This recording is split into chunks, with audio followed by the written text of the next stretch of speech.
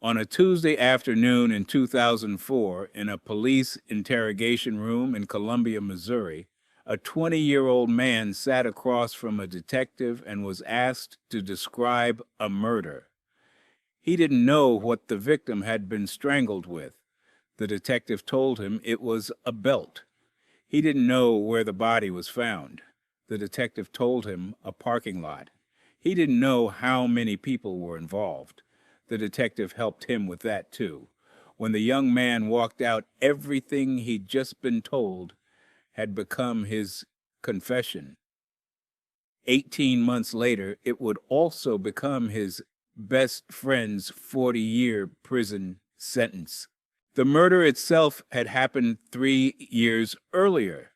In the early morning hours of November 1st, 2001, Kent Heitholt, the 48-year-old sports editor of the Columbia Daily Tribune, was found bludgeoned and strangled with his own belt beside his car in the newspaper's parking lot. Police recovered a considerable amount of evidence from the scene: hair fingerprints, 2 sets of bloody shoe prints tracked by police dogs all the way to a University of Missouri dormitory. None of it could be matched to a suspect. The case went cold. And then a 20-year-old named Chuck Erickson started having dreams. Erickson was a known abuser of drugs and alcohol who had spent the evening of the murder out drinking with his friend Ryan Ferguson. They were both 17 at the time, using fake IDs to get into a bar called By George, located across the street from the Tribune building. They drank for a couple of hours, left around 1:30 in the morning, and Ferguson drove Erickson home. That was the end of it for 2 years. Then Erickson started reading news coverage of the unsolved murder. The bar was across the street from where Heitholt died. He'd been in the area that night. He couldn't remember much of the evening because of how much he'd been drinking. And slowly, in the way that anxiety works on a mind already prone to substance abuse, those gaps in his memory began to fill with something that felt like recollection. He started dreaming that he and Ferguson had been there, that they had done it. He told friends. One of them went to the police. That interrogation is worth pausing on, because what Erickson provided wasn't a confession. In any meaningful sense, it was an echo. Every specific detail he remembered was something the detective had given him moments earlier. But what he added on his own was the one thing the detective hadn't supplied: a name. Ryan Ferguson. Ryan Ferguson was 17 years old on the night Kent Heitholt died. He had no criminal history, no history of violence, no connection to Heitholt, no motive. He had driven Erickson home and then gone to his own house, where cell phone records confirmed he was making calls until 2:09 in the morning, minutes before the murder was discovered. His account never changed, not once, from the first time he told it to the last. He was arrested in March 2004 and charged with second-degree murder and robbery. At trial, the prosecution's case rested on 2 pillars. The first was Erickson's testimony. On the witness stand, Erickson delivered something he had not been able to deliver during his police interrogation: a detailed, vivid description of Ferguson strangling Kent Heitholt. He described Ferguson with his foot on Heitholt's back, pulling the belt upward. It was specific, physical, and compelling, and it had materialized out of nowhere in the months between the interrogation and the trial. The second pillar was Jerry Trump, a janitor at the Tribune building. Trump had originally told police he couldn't describe the 2 figures he saw in the parking lot. But while he was serving time in jail on unrelated charges, He told the court that his wife had mailed him a newspaper article about the arrest and that when he saw the photographs of Ferguson and Erickson, he immediately recognized them as the men in the parking lot. The defense pointed out what should have been obvious: not a single piece of physical evidence connected Ferguson or Erickson to the crime scene. No DNA match, no fingerprint match, no shoe print match, no trace of the victim's blood in the car Ferguson was driving that night. Prosecutor Kevin Crane was asked about this directly on 48 Hours. You're talking about a very messy crime, the interviewer said, and yet there's no physical evidence that connects them to the scene. Crane's answer was revealing: if I've got physical evidence at the scene, that's great.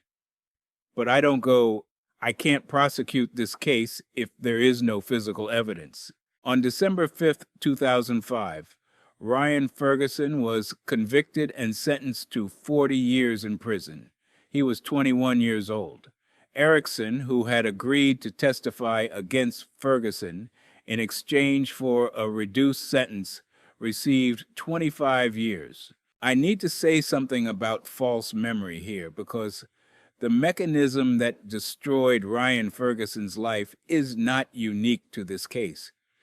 It's a known, studied, documented phenomenon. Research in cognitive psychology has shown that people can develop detailed, emotionally vivid memories of events that never happened. These aren't lies in the conventional sense. The person genuinely believes they remember. The memories feel real. They come with images, emotions, physical sensations. They can be triggered by external information, news, coverage, photographs, leading questions from investigators, and reinforced through repetition. What happened to Chuck Erickson's mind between 2001 and 2004 is textbook false memory formation. He had a gap. He had anxiety. He had external information. And his brain filled the gap with a narrative that felt like a memory. The terrifying part is not that Erickson's mind did this. The terrifying part is that the system couldn't tell the difference and didn't try. Ferguson's father, Bill, never stopped fighting. He drove to the parking lot where Heitholt died 40 or 50 times, spending nights there from 1:30 to 3 o'clock in the morning, trying to understand what had happened and who might have been there. When asked why, he said, "One day, Chuck's going to wake up in his cell and go, 'Oh my gosh, what have I done?'"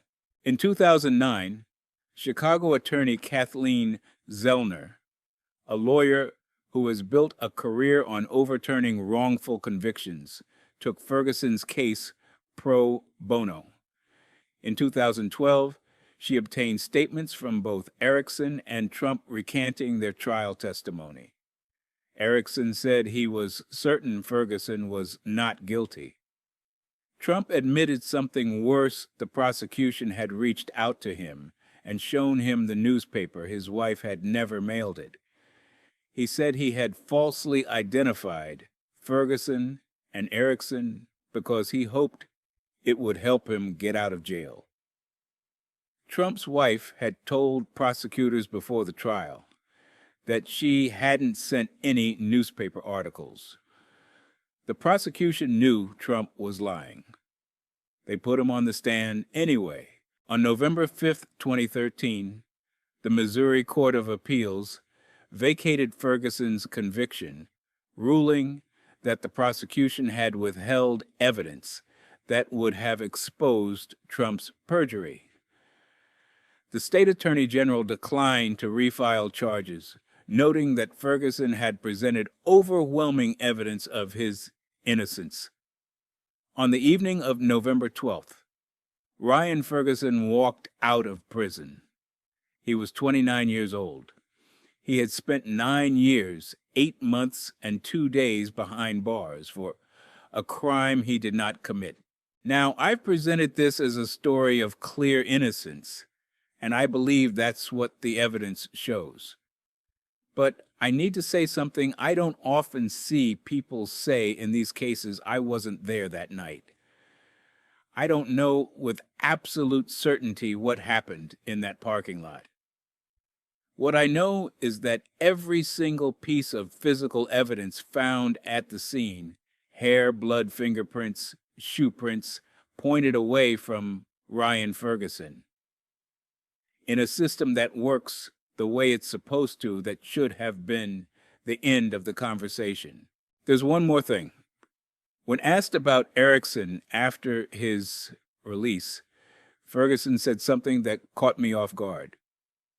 I know that he was used and manipulated, and I kind of feel sorry for the guy. He needs help. He doesn't belong in prison. The man who lost his entire 20s to someone else's false memory was asking for that person's freedom. As of 2025, Erickson remains incarcerated. The person who actually killed Kent Heitholt has never been identified. In November 2024, Ferguson was awarded $38 million in damages after the insurer failed to pay a previous wrongful conviction settlement. In June 2025, a judge ordered payment of $43.8 million, including interest. No amount of money gives back the decade between 19 and 29. This is Johnson.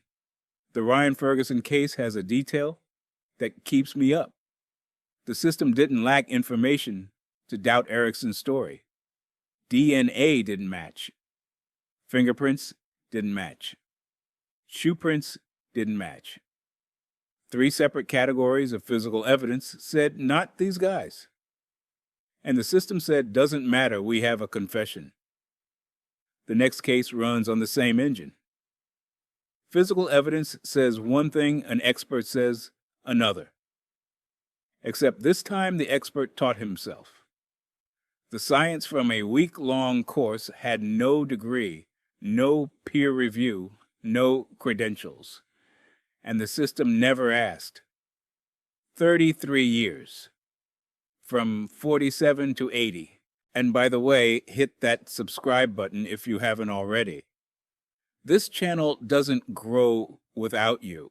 In 1986, a police detective in Texas took a 40-hour course in bloodstain pattern analysis, roughly 1 work week, examined a flashlight found in a suspect's car, and told a jury he could prove who had fired the murder weapon.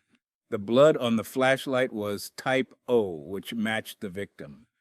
It also matched 45% of the human population. The jury convicted in hours. 31 years later, the detective submitted a sworn affidavit to a court. It contained 6 words that undid everything. My conclusions were wrong. By then, the man he'd helped convict had spent more than half his adult life in a cell, entering prison at 47, with dark hair, and leaving at 80 white-haired and struggling to walk. The case began simply enough. On the evening of October 14th, 1985, in the small central Texas town of Clifton population, roughly 3,500, Mickey Bryan, an elementary school teacher, was shot to death in the bedroom of her home. She had been shot 4 times at close range, 3 times in the head, once in the abdomen, with a .357 Magnum pistol that was never recovered. She was 40 years old, married to Joe Bryan, the town's high school principal for 17 years. The crime was brutal and intimate, and in a town that's small, it consumed everything. Joe Bryan wasn't in Clifton that night. He was in Austin, 120 miles away, attending a principal's convention. He had checked into the Villa Capri Hotel, had been seen at conference events, and had hotel receipts documenting his stay. His account was that he was asleep in his hotel room at the time of the murder. The prosecution's theory was that Joe drove 120 miles from Austin to Clifton.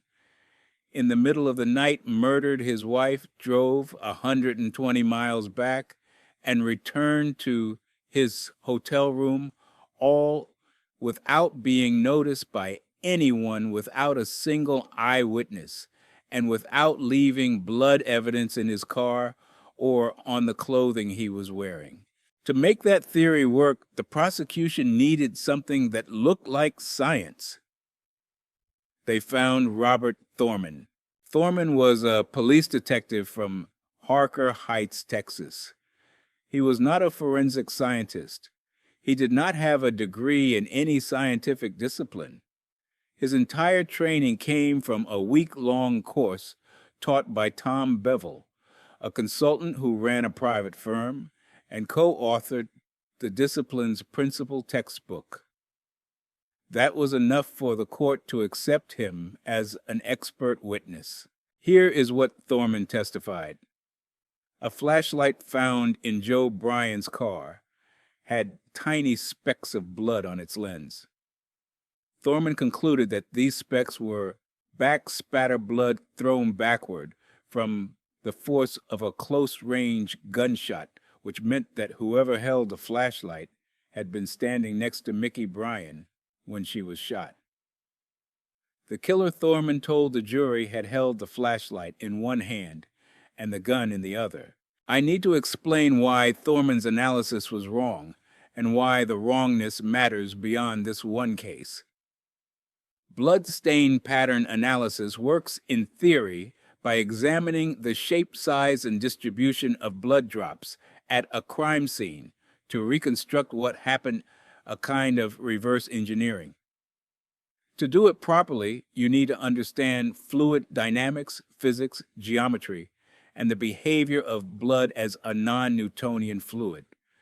You need to be able to calculate angles of impact from the shape of individual droplets, account for surface texture, and distinguish between different mechanisms of blood dispersal.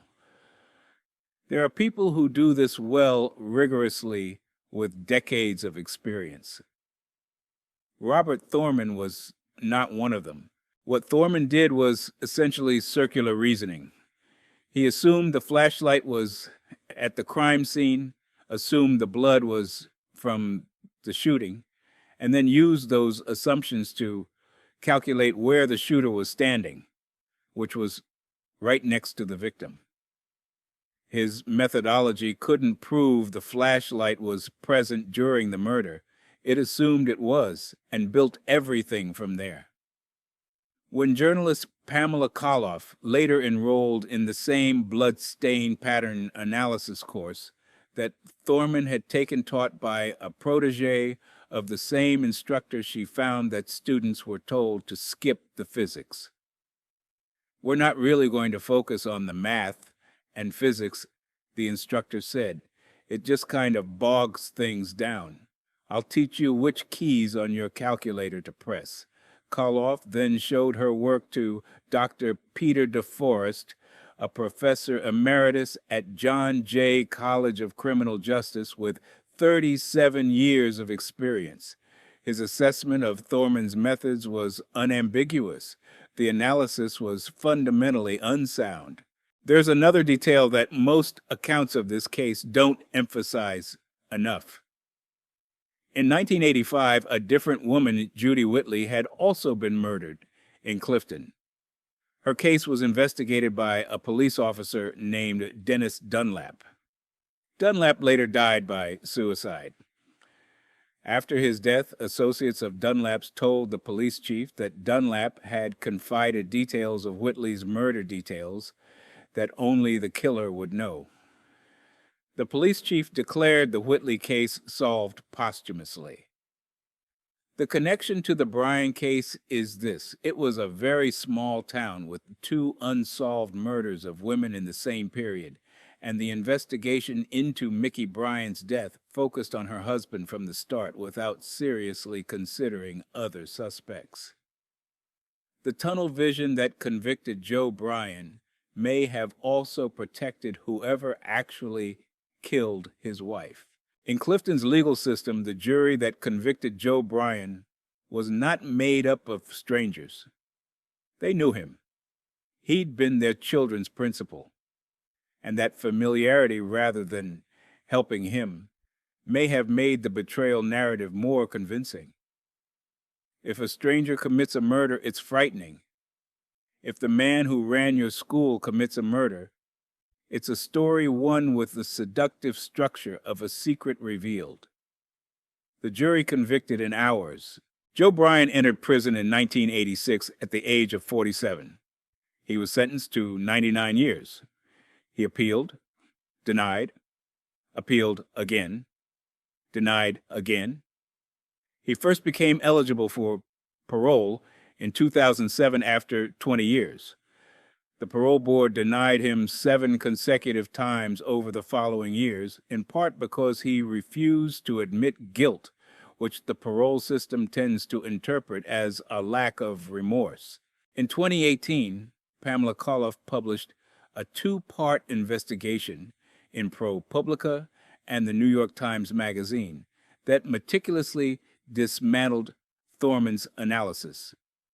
At an evidentiary hearing that same year, Montgomery County crime scene investigator Celestina Rossi provided a detailed rebuttal of every conclusion Thorman had drawn, and then came the affidavit. Rossi read Thorman's own words aloud in the courtroom, line by line, while the man's career conclusion dismantled the career testimony. Some of the techniques and methodology were incorrect. Therefore, some of my testimony was not correct. Prosecutors glanced at each other repeatedly. They appeared taken off guard. 31 years of certainty unraveling in real time. Shortly after the Texas Forensic Science Commission, a body created by the state legislature to investigate the misuse of forensic evidence, announced that the bloodstain pattern analysis used to convict Bryan was not accurate or scientifically supported, and that Thorman had been entirely wrong. Rossi, who spent more than 60 hours reanalyzing the case, put it in terms the jury should have heard. In 1986, Thorman's testimony was egregiously wrong. If any juror relied on any part of his testimony to render a verdict, Mr. Bryan deserves a new trial. The question I have to ask, even though it complicates the narrative I've just built, is this: if Joe Bryan didn't kill Mickey, who did? Mickey Bryan is still dead. Someone shot her 4 times. Convicting the wrong person doesn't just destroy the life of the wrongfully convicted, it protects the life of the actual killer. For 33 years, whoever murdered Mickey Bryan lived free because the system was satisfied with the answer it had. On July 27, 2020, Joe Bryan was released on parole. He was 80 years old. He had entered prison with dark hair and walked out white-haired, hard of hearing and struggling to walk. He had been locked up for 33 years, 7 months, and 26 days. His wife's murder remains unsolved. No one else has been charged. The Bosque County District Attorney's Office has never acknowledged that the conviction was wrong. Johnson here. Ryan Ferguson lost 10 years. Joe Bryan lost 33. Both of them eventually walked out. Not because the system corrected itself, because someone outside the system, a lawyer, a journalist, an investigative commission, forced the system to look at what it had done. The last case doesn't have that ending. There's no lawyer who arrived in time, no journalist who published before the deadline. Because in this case, the system didn't put a man in a cell. It put a man on a table. And you can't undo that. Every single piece of evidence used to convict Cameron Todd Willingham of setting fire to his own house and killing his 3 daughters has since been scientifically debunked. The pour patterns on the floor, not accelerant, just how fire burns. The puddle-shaped char marks not gasoline, just melted flooring. The crazing on the window glass, not extreme heat from an accelerant, just what happens when a fire hose hits hot glass. The state of Texas executed him on February 17th, 2004. 5 years later, the state's own Forensic Science Commission concluded the fire investigation had no scientific basis. 2 days before the commission was scheduled to vote on its findings, the governor replaced 3 of its members. The vote never happened. Texas has never officially acknowledged that it killed a man for a crime that the evidence says may not have been a crime at all. The fire happened on the morning of December the 23rd, 1991, 2 days before Christmas. Neighbors on West 11th Street in Corsicana, Texas, heard screaming. Willingham, 23 years old, was standing on his front porch, barefoot, burned, shouting for help. His house was engulfed in flames. Inside were his 3 daughters, 2-year-old Amber and 1-year-old twins, Carmen and Cameron.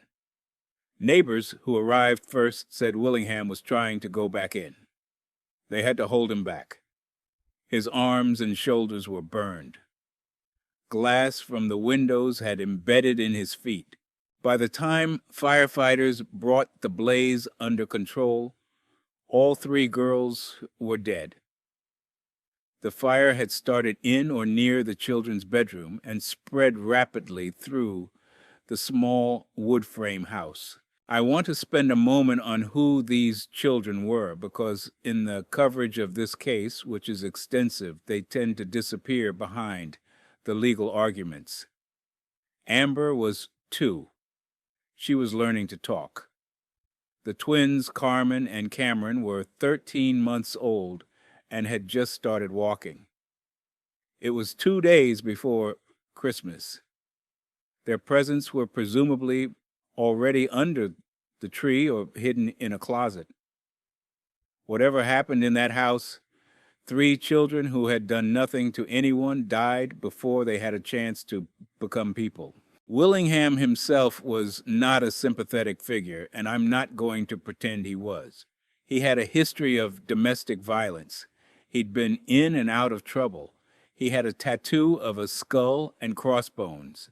His living room featured posters of Iron Maiden and Led Zeppelin details that the prosecution would later present to the jury as indicators of an interest in the occult.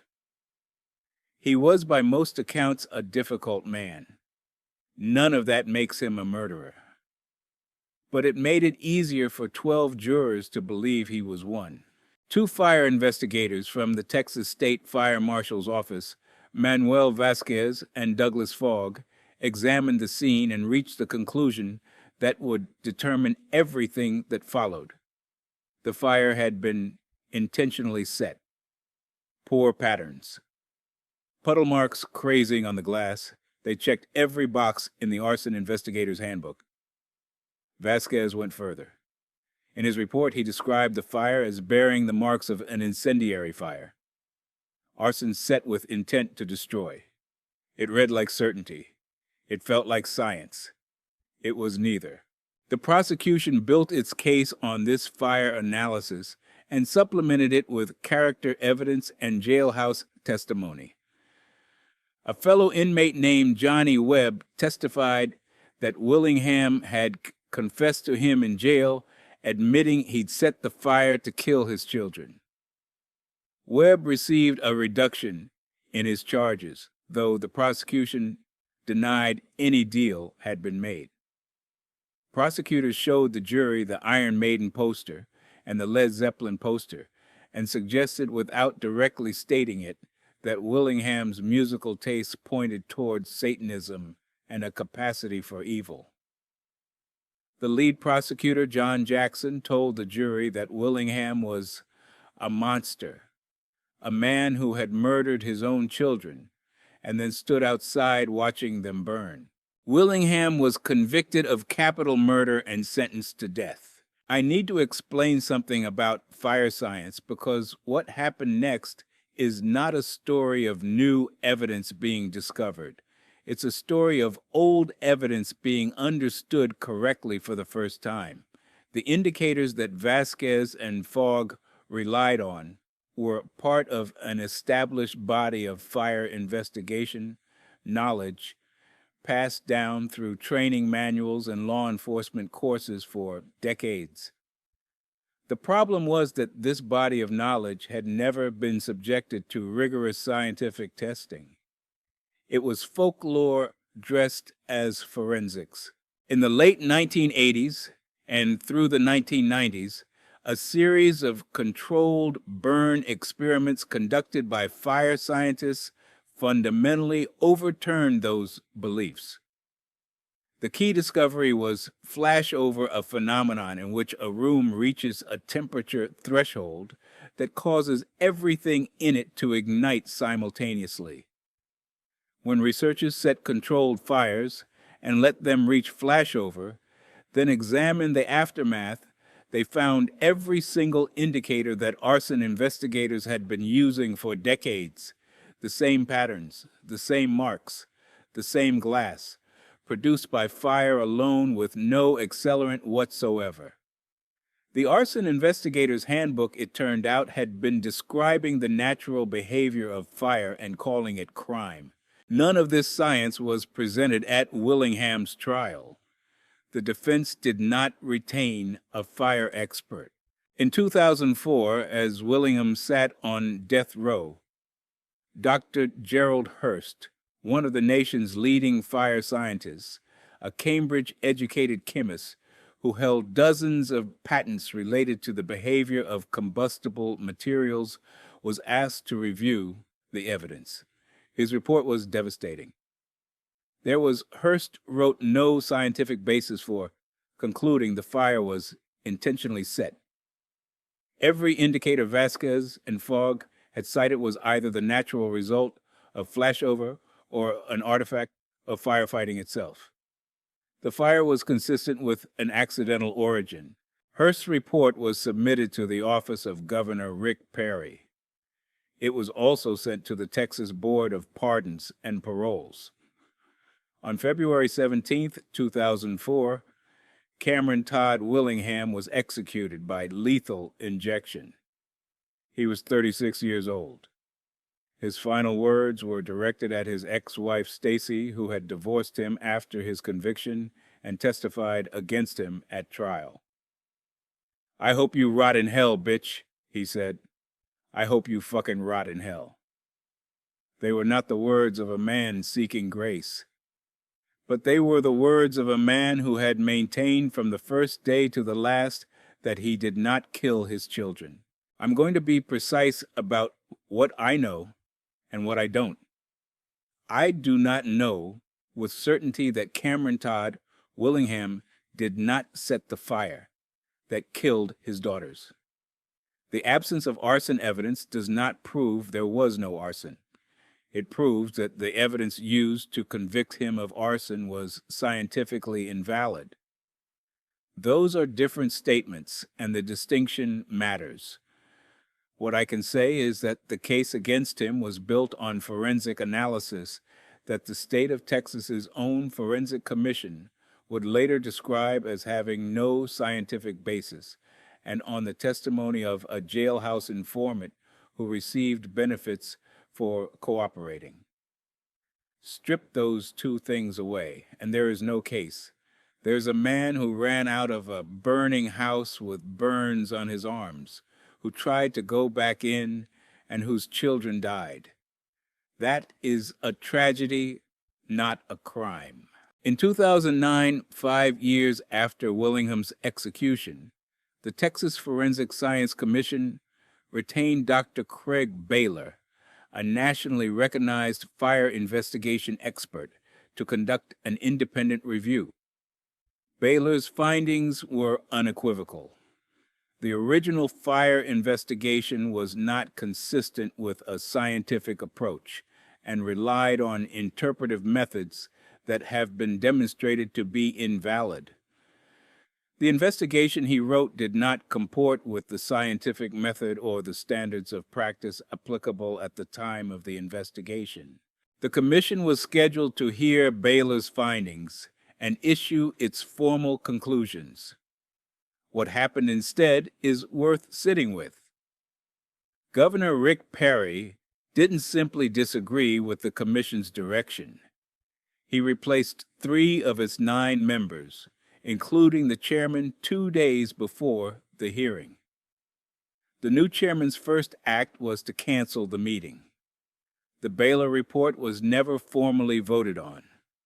The findings exist. The conclusion they pointed toward, that Texas executed a man based on junk science, was never officially reached. Not because anyone disputed the science, because the vote was prevented from happening. I know what you want me to say about Rick Perry, and I share the instinct. But I have to point out that Perry was not the only person in the chain. A jury convicted Willingham. A judge sentenced him. Appellate courts reviewed the case and upheld the conviction. The Board of Pardons and Paroles declined clemency. Dozens of people within the system looked at this case over the course of 12 years on death row and concluded that justice had been served. Perry was the last link in a very long chain, but every link held. Amber Willingham would be 35 years old today if she had survived the fire. Carmen and Cameron would be 34. Their father was executed for killing them based on science that the state's own experts later concluded was worthless. But the state never said so officially. 3 children died in a fire. Their father died on a table. And no one at any point in this process has been held accountable for any of it. 3 cases, 3 mechanisms of false certainty. Chuck Erickson's dreams became a confession. The police gave him the details. He didn't have the prosecutor put him on the stand, and a jury convicted Ryan Ferguson on the strength of memories that had never happened. Robert Thorman's 40-hour course became expert testimony. The jury in a small town believed a man in a uniform who spoke in scientific language, and Joe Bryan spent 33 years in prison because no one asked whether the expert was actually an expert. Manuel Vasquez's training manual became a death sentence. The indicators of arson he was taught to recognize were not indicators of arson, but no one tested that assumption until after Cameron Todd Willingham was dead. The first script asked, who decided that finding the truth wasn't worth the trouble? The second asked, when the family called for help, why wasn't that enough? This one asked the worst question of all. When the system was certain it had found the truth, and the certainty was built on nothing. Who fixes it? Who gives back the time? Ryan Ferguson lost a decade. Kathleen Zellner gave it back as much as a decade can be given back.